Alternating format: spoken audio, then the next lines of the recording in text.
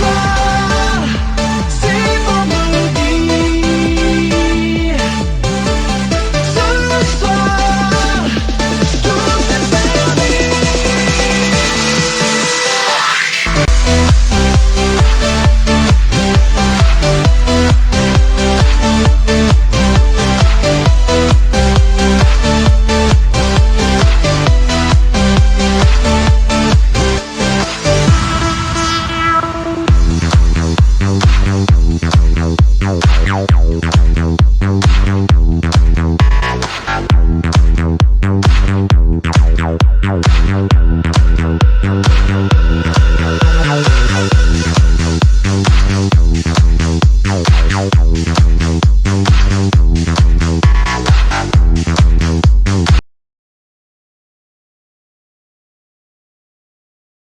Et vous?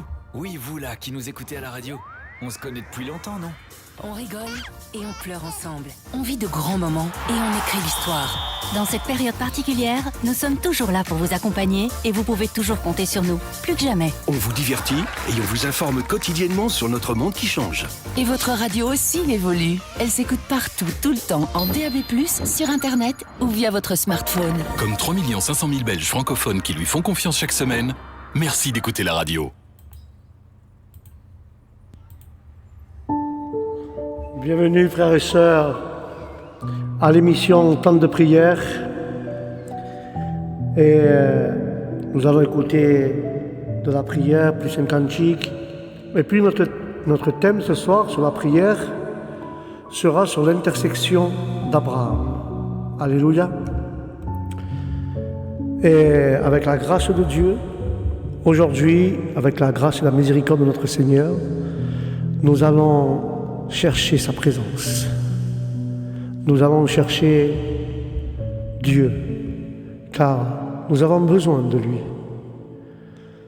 Nous devons, avec la miséricorde de Dieu, nous devons, frères et sœurs, agir comme Dieu le veut. Alléluia.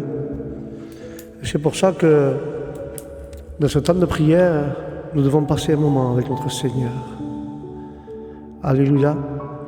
Sur ce, je vais laisser la chorale qui nous chante un cantique pour pouvoir, frères et sœurs, justement, avec la miséricorde de notre Seigneur,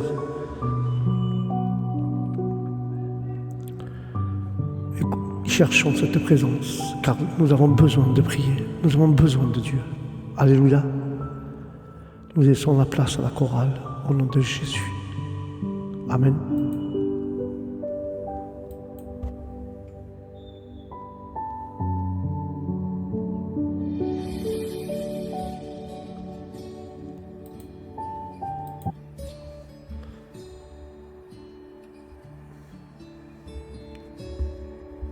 Me voici aujourd'hui en ta présence, que ma vie, Seigneur, te soit agréable. C'est vrai, je ne suis pas toujours comme tu le veux. C'est pourquoi je demande conseil auprès de mon Dieu. Là j'entends ta voix qui me dit je suis à tes côtés, confiance en moi. Laisse mes mains te façonner. Je veux simplement ton cœur soit patient, Père, sévère, et là tu verras les miracles s'accomplir en toi.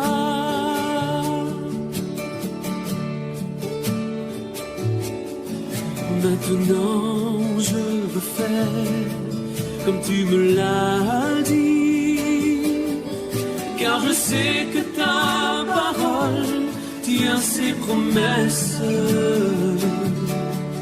J'ai compris l'importance de te faire confiance, car ma foi en toi ouvre la porte au miracle.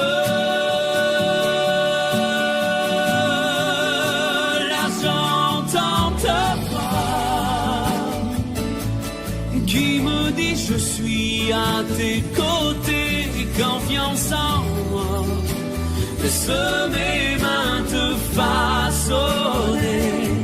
Je veux simplement ton cœur soit patient, Père, sévère, et là tu verras les miracles s'accompliront en toi. Là j'entends ta voix qui me dit je suis à tes côtés, et confiance en moi. Je vais te façonner. Je veux simplement ton cœur soit patient, Père, sévère, et là tu verras les miracles s'accompliront en toi.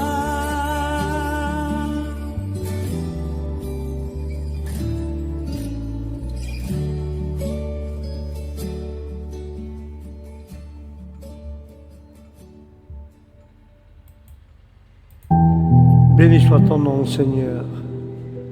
Quel très joli cantique avec la grâce de Dieu. Nous devons confiance au Seigneur, car notre miracle s'accomplira, a-t-il dit dans ce cantique. Et je le crois par la foi, avec la grâce de Dieu, que nos miracles, si nous mettons confiance en Dieu et nous avons la patience, nous verrons nos miracles. Alléluia. Et je vais laisser maintenant mon frère Jérémie diriger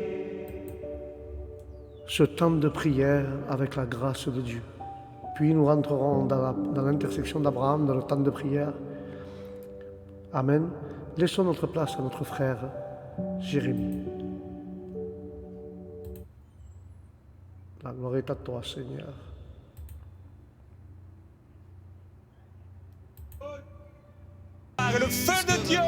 Le feu de Dieu commence déjà à purifier, à sanctifier des personnes. Vous êtes touchés par le feu de Dieu maintenant, plusieurs personnes. Vous êtes libérés de mauvais esprits maintenant même. Ça se passe simplement par la foi en Dieu. C'est dans le calme et la confiance que sera ta force. Alléluia, nous n'avons pas besoin de combattre un combat qui a déjà été gagné. Nous avons simplement à combattre le combat de la foi. Alléluia.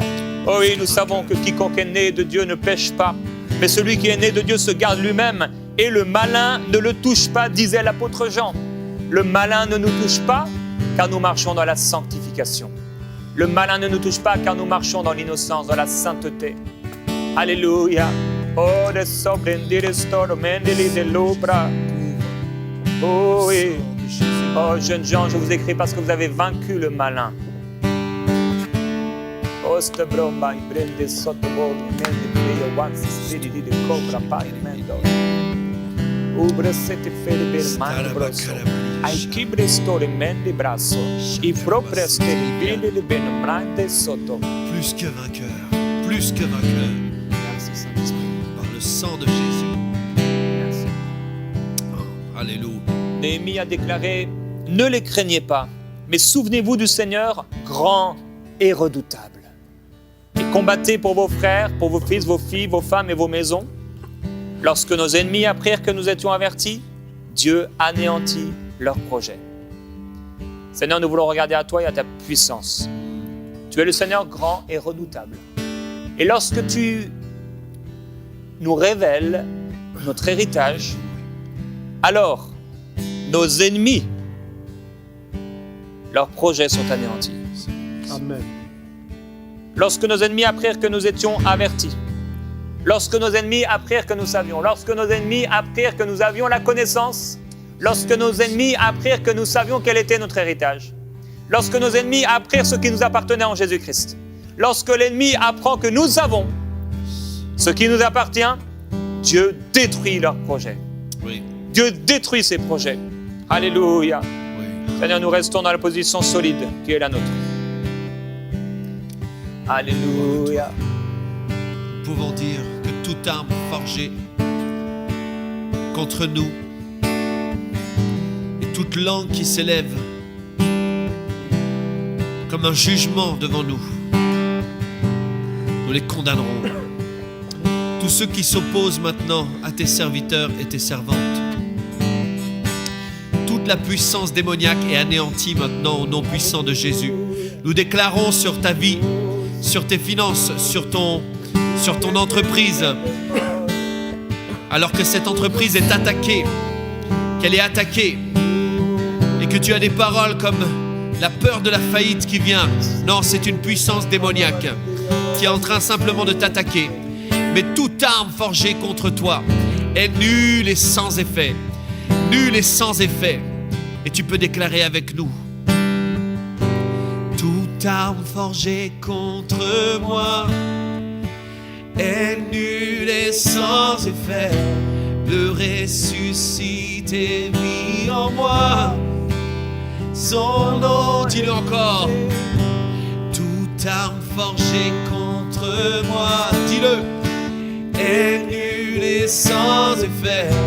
Le ressuscité vit en moi. Son nom, commence à chanter chez toi là maintenant. Toute arme forgée contre moi est nulle et sans effet. Le ressuscité vit en moi. Son nom est Jésus. Plusieurs, vous avez regardé cette émission et vous vous êtes dit, mais moi, je veux prier comme je l'ai toujours fait.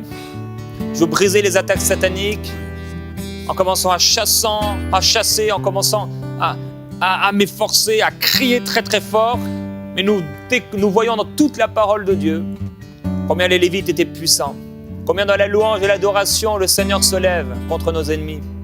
C'est pourquoi nous pouvons, oui, chanter, déclarer, en louange, en adoration, en proclamation de foi, la puissance de Dieu. Et lorsque nous déclarons la puissance de Dieu par la foi, c'est lui qui met la déroute chez nos ennemis, la fuite à nos ennemis.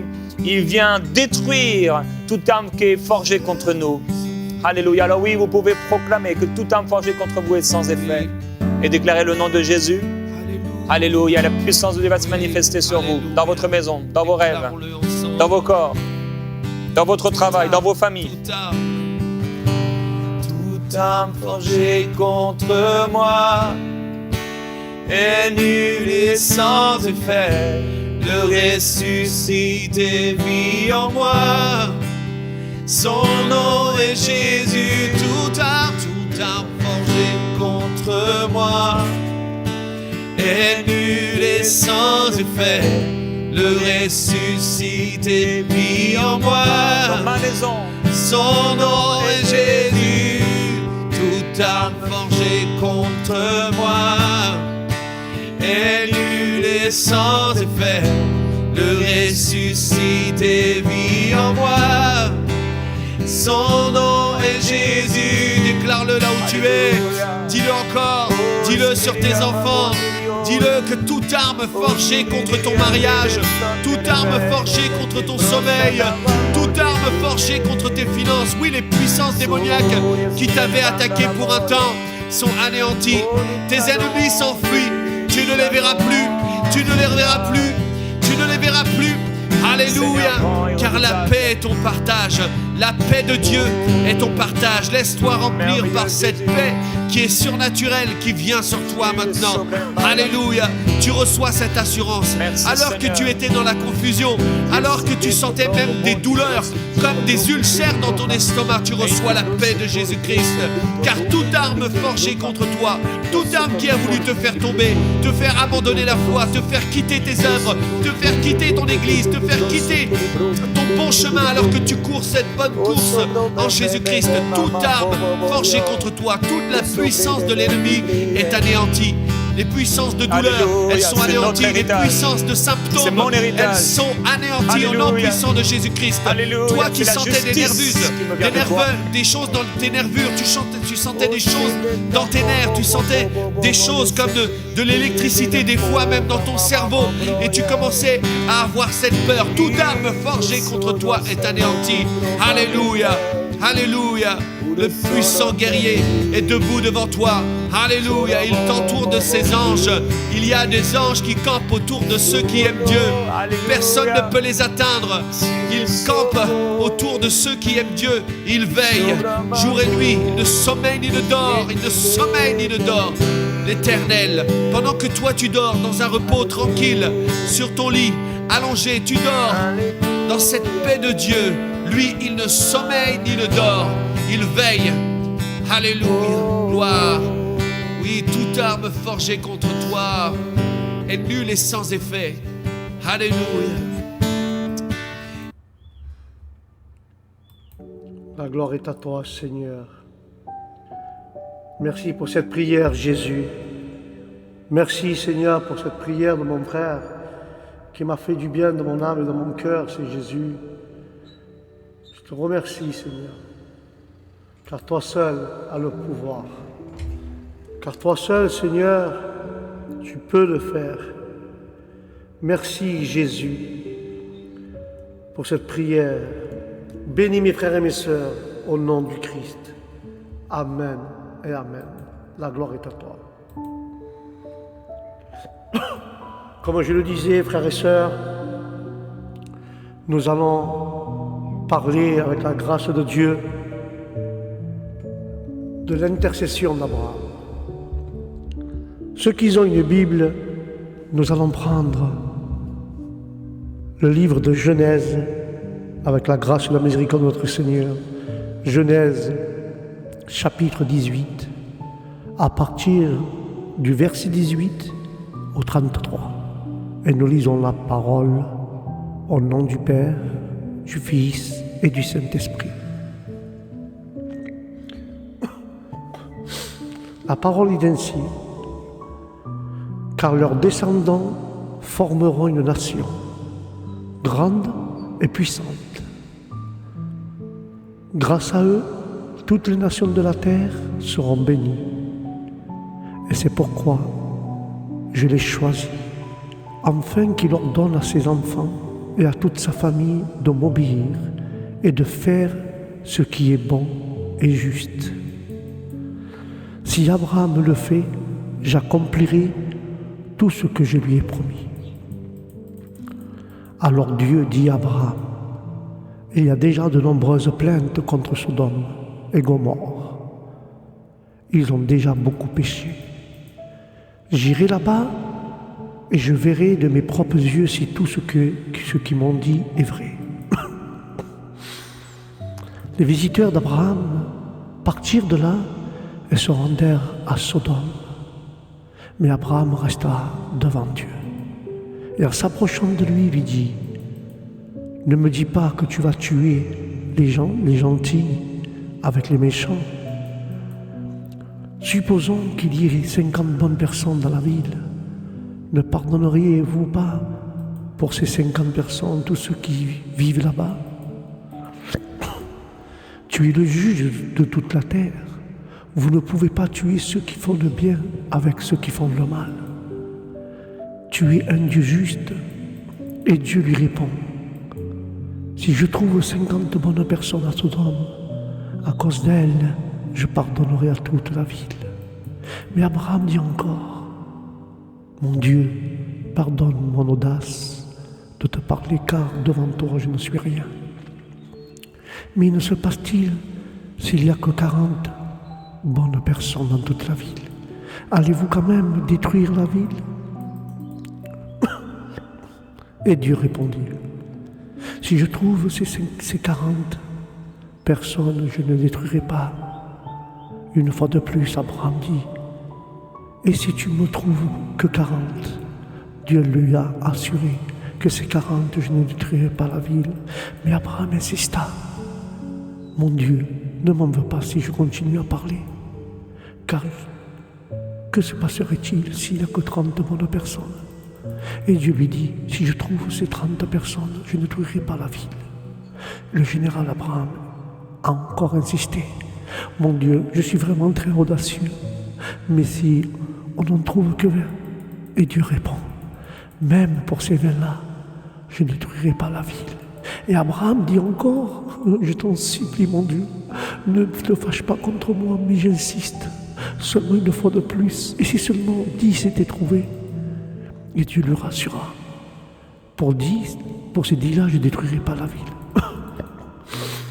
Après avoir parlé avec Abraham, Dieu partit de là, et Abraham, de son côté, retourna dans sa tente. Alléluia. Les deux censés avoir été créés anges se dirigeaient vers Sodome. Et l'histoire nous raconte que celui qui est appelé Jéhovah, tout au long du chapitre, est resté avec Abraham. Et ne lui a pas caché ce qu'il avait l'intention de faire.